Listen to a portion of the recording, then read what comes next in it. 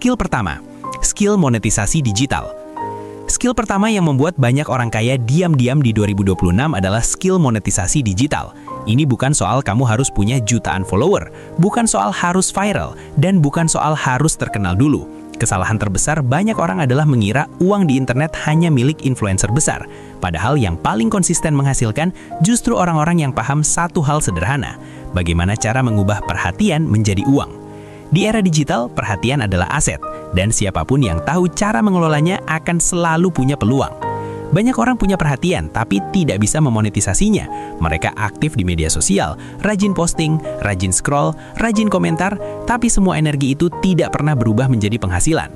Sementara di sisi lain, ada orang yang followernya sedikit, kontennya sederhana, bahkan wajahnya jarang muncul, tapi setiap bulan mereka menghasilkan uang dari internet secara konsisten. Bedanya bukan di popularitas, tapi di pemahaman sistem monetisasi.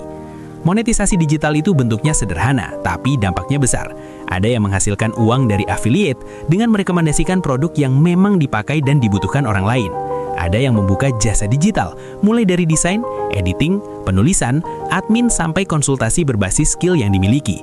Ada juga yang membangun produk digital, seperti e-book, template, kelas online, atau tool sederhana yang menyelesaikan masalah spesifik. Semua ini bisa dimulai tanpa kantor, tanpa karyawan, dan bahkan cukup dari HP.